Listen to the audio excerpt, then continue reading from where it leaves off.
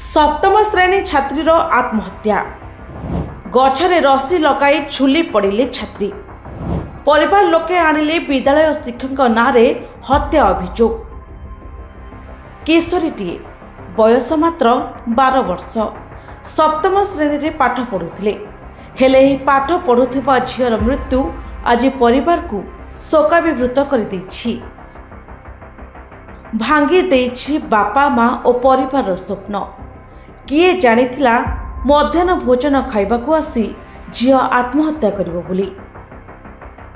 घटनाटी हेउछि Bhograi block तालसाई सामुद्रिक थाना गंभारिया गाँव। मृत नाबालिका हेले भोगराई ब्लॉक तालसाई सामुद्रिक थाना गंभारिया गाँव गौरहरी सेनापति झियो राजश्री सेनापति। गंभारिया 55 एमए स्कूल सप्तम श्रेणी रे पाठ पढ़ुथिले। घर को मध्याह्न भोजन खाइबाकू आसी घर आगरे थिबा गछरे रस्सी लगाई आत्महत्या करिसेंती। परिवार लोकंको अभियोग अनुसार विद्यालय रे शिक्षक माने राजश्री को मानसिक निर्यातना देछंती, जेउथि पई मानसिक भारसाम्य हराई छात्री जनक आत्महत्या करिसेंती। ए बाबद रे प्रधान शिक्षक को पचारिबारु से एहाको खंडन करिसेंती।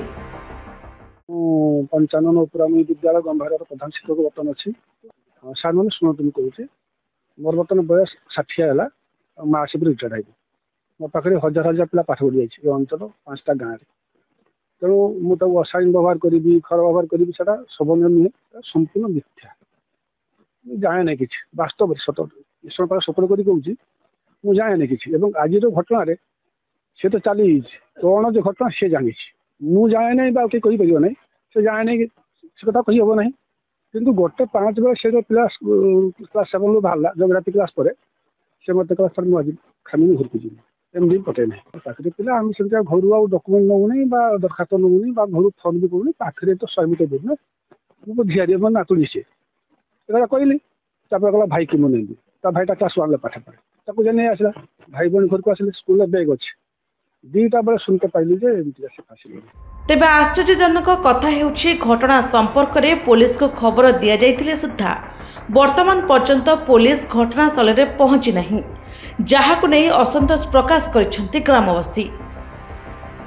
सेपटे छात्री मृत्यु छाड़ी दे जाइछि अनेक प्रश्न। एभली रहस्यजनक मृत्यु पछरे असल कारण कौन? शिक्षक माने राजश्री को मानसिक निर्यातना देइछंती जेउंथि से आत्महत्या करिसेंती ना अन्य कौन कथा को नहीं घटिछि अघटना।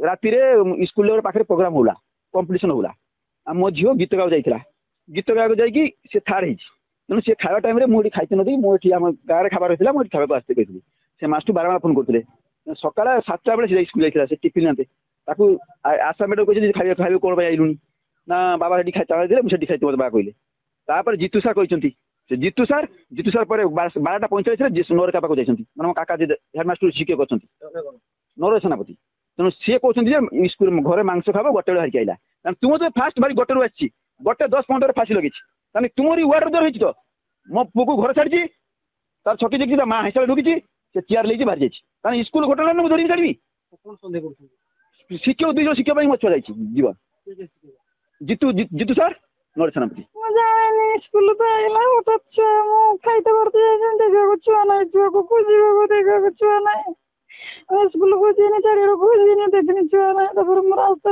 मरदनी मो पड़ जाको मुझे छुआ गाँव में पाऊनी मो स्कूल नहीं जाए किसी घटना घटे झील तो ना सार किसी खराब ये करूँ मत लो जाए आगुरी मत से अनेक थर कही आम घरे बोली आम कथा कहीं शुणे अनेक थर स्कूल जाई पके जाए स्वामी तो चुपचाप हो।